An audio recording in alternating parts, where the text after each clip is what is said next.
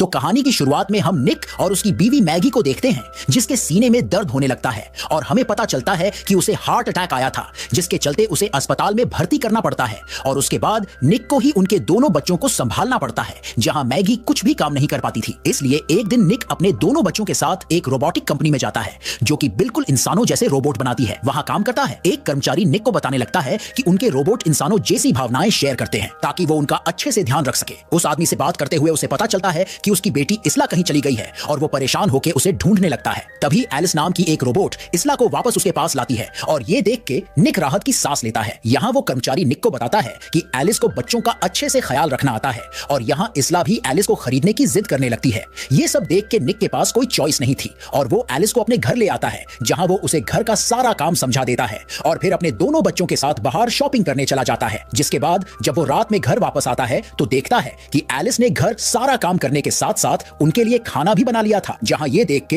वो काफी इंप्रेस हो जाता है। लेकिन इसला को वो खाना अच्छा नहीं लगता, क्योंकि उसका स्वाद उसके माँ के खाने जैसा नहीं था। जिसके बाद रात में जब एलिस दीवार के सहारे लग के सो रही थी तो तभी इसला एक कुर्सी पर चढ़ के कुछ कुकीज लेने की कोशिश करती है। तभी उसका पैर फिसल जाता है और अपनी बेटी की आवाज सुनकर निक जल्दी से वहां आता है, लेकिन देखता है कि एलिस ने उसे गिरने से बचा लिया था। और ये देख के निक को एलिस का काम और भी अच्छा लगने लगता है। जिसके बाद अगले दिन निक अपने दोनों बच्चों को लेके अस्पताल मैगी से मिलने जाता है, जहां इसला बहुत खुश थी और वो मैगी को बताने लगती है वो एलिस की काफी अच्छी दोस्त बन गई है। इसके बाद जब निक अपने काम पर था तो उसके साथ काम करते लोग उसे बताते हैं कि उनकी कंपनी उनके लोगों को काम से निकाल रही है। और जब निक उसके बॉस से इस बारे में पूछता है तो वो बताने लगता है कि हम इंसानों की जगह रोबोट्स को काम पर रख रहे हैं, जो बिना थके काम कर सकते हैं। जहां उन्होंने निक के काफी साथियों को काम से निकाल दिया था, लेकिन वो निक को नौकरी से नहीं निकलेंगे। जहां रात में जब एलिस देखती है कि निक परेशान है तो वो उसके पास आती है और उससे उसकी परेशानी की वजह पूछती है। निक उसे बताता है कि एआई के आने से अब इंसानों को नौकरी से निकला जाने लगा है। तो ये सुन के एलिस कहती है कि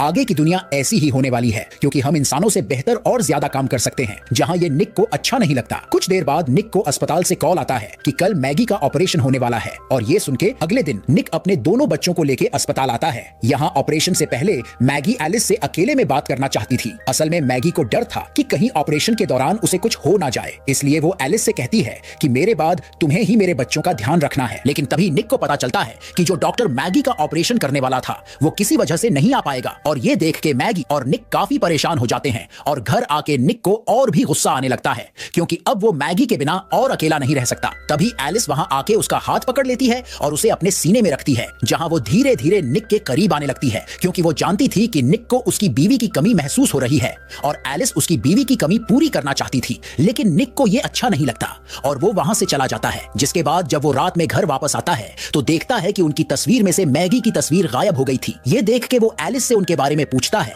तो वो कहने लगती है कि तुम्हें मैगी की तस्वीर देख के उसकी याद आएगी, इसलिए मैंने उन्हें हटा दिया है। जहां निक उसे वापस रखने को कहता है। अगले सीन में निक अपने दोस्तों के साथ था, जो अपनी नौकरी खोने के गम में शराब पी रहे थे। यहाँ पर मोंटी नाम का एक आदमी उनको अपने साथ आने को कहता है, जहाँ वो उनको अपने साथ ले जाता है, जहाँ वो सब काम करते थे। यहाँ वो निक के पासवर्ड का इस्तेमाल करके एक कंटेनर को खोलते हैं जिसमें काफी सारे रोबोट्स थे और वो लोग उनमें से एक रोबोट को बाहर निकालते हैं और फिर मोंटी उसे बुरी तरह डिस्ट्रॉय कर देता है। अगले सीन में जब निक अपने बाथरूम में नहा रहा था तो तभी उसके पास एलिस आ जाती है, जो उसके लिए तौलिया लाई थी। यहाँ वो अपने कपड़े भी उतारती है और फिर निक की आंखों में पट्टी बांध के उसके करीब आने लगती है, जिससे वो अपनी बीवी को इमेजिन कर सके। लेकिन और वो दोनों इंटीमेट होने लगते हैं। अगली सुबह निक एलिस से माफी मांगता है कि कल रात उनके बीच जो भी हुआ वो एक गलती थी। लेकिन एलिस कहती है कि मैं तुम्हारे बच्चों का ख्याल रखने के साथ साथ तुम्हारी जरूरतों को भी पूरा कर सकती हूँ। ये सुन के निक को गुस्सा आने लगता है और वो आइजला को स्कूल छोड़ने चला जाता है। जिसके बाद जब वो अपने काम पर आता है तो उसे पता चलता है कि वो लोग उन लोगों की तलाश कर रहे थे जिन्होंने कल रात उनके रोबोट को डिस्ट्रॉय कर दिया। यहाँ उसका बॉस निक को बताता है कि उसी का पासवर्ड इस्तेमाल करके उस कंटेनर को खोला गया है, जहाँ अगर उसे इसके बारे में कुछ भी पता है तो तुरंत उनको बता दे। तभी निक को अस्पताल से एक कॉल आता है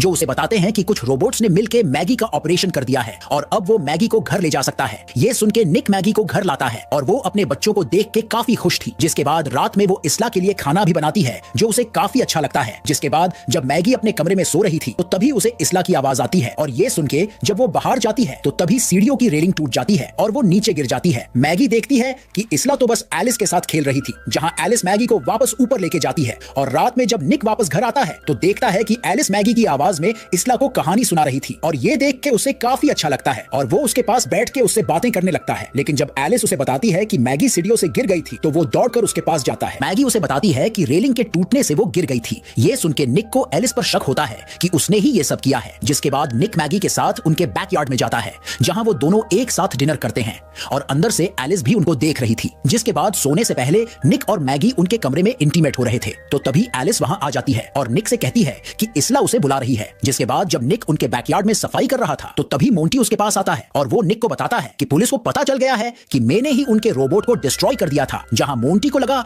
कि निक ने उनको उसके बारे में बताया है, इसीलिए वो निक को मारने लगता है। तभी एलिस वहां आके उसे रोकती है और मोंटी को धक्का मारती है। जहां जब वो उसे मारने के लिए आगे बढ़ती है, तो निक उसे रोक लेता है। अंदर जाके निक एलिस को बताता है कि तुम्हें इंसानों पर इस तरह हमला नहीं करना चाहिए, लेकिन एलिस कहती है कि मुझे मेरे मालिक को प्रोटेक्ट करने के लिए ही प्रोग्राम किया गया है। जहां जब वो कहती है कि मैं मैगी के मरने के बाद उसकी जगह लेना चाहती हूँ, तो निक उस पर गुस्सा करता है और कहता है कि तुम कभी उसकी जगह नहीं ले सकती। लेकिन एलिस कहती है कि मैं तुम्हें मेरा बनाने के लिए किसी भी हद तक जा सकती हूँ। जिसके बाद वो मोंटी के घर जाती है और उससे कहती है कि तुम्हें निक पर हाथ नहीं उठना चाहिए था। यहाँ मोंटी निक को धमकी देने लगता है और एलिस को मारने के लिए अपनी गन निकालता है, तो एलिस उसके हाथ को पकड़ लेती है और उसकी गन छीन के उसी पर तान देती है। तभी मोंटी की रोबोट वहां आके एलिस को रोकती है, तो एलिस उसे मार देती है और फिर मोंटी को भी शूट करके मार देती है। जिसके बाद अगले दिन जब निक उसके बॉस के पास जाके मोंटी को छोड़ने को कहता है, तो उसका बॉस उसे बताता है कि मोंटी मर चुका है। ये सुन के निक समझ जाता है कि ये काम जरूर एलिस का ही है। और वही एक तरफ जब मैगी नहा रही थी, तो एलिस उसके पास आके उसे उसके और निक के बारे में बता देती है कि वो उसके साथ इंटीमेट हुई थी और वो निक को उससे ज्यादा खुश रख सकती है। ये सुन के मैगी उस पर गुस्सा करने लगती है और जब निक वापस घर आता है, तो मैगी उससे सच्चाई पूछती है, जहां निक भी उसे सब बता देता है और यहाँ मैगी उस पर चिल्लाने लगती है। एलिस उन दोनों को देख रही थी और फिर वो निक के बच्चे को बाथटब में डाल के पानी चालू कर देती है। यहाँ इसला ये सब देख लेती है और जल्दी से उसके माता पिता को बुलाने लगती है, जहाँ निक और मैगी दौड़ के बाथरूम के पास आते हैं, जहाँ उसका दरवाजा बंद था। ये देख के निक उसे तोड़ने लगता है और मैगी खिड़की के बाहर जाके छत से बाथरूम के अंदर जाती है, जहाँ एलिस उस पर हमला कर देती है। लेकिन तभी पीछे से एक लैंप से निक एलिस पर वॉर करता है, जिससे उसका चेहरा बिगड़ जाता है और फिर मैगी उस लैंप का स्विच ऑन कर देती है, जिससे एलिस को करंट लगता है और वो वही गिर जाती है। अगले सीन में कंपनी वाले आके एलिस को ले जाते हैं और मैगी अभी भी निक पे गुस्सा थी, इसीलिए वो अपने बच्चों को लेके वहां से चली जाती है। वही जब लैब में एलिस की खराबी को ठीक किया जा रहा था, तो तभी उसका मूवमेंट होने लगता है और ये देख के सारे साइंटिस्ट भी चौंक जाते हैं। एलिस उनकी सारी सिस्टम को हैक कर लेती है और तभी एक रोबोट वहां आके उस वैज्ञानिक को मार देती है और धीरे धीरे बाकी रोबोट भी उन पे हमला कर देते हैं। वही जब निक एक बार में बैठा था,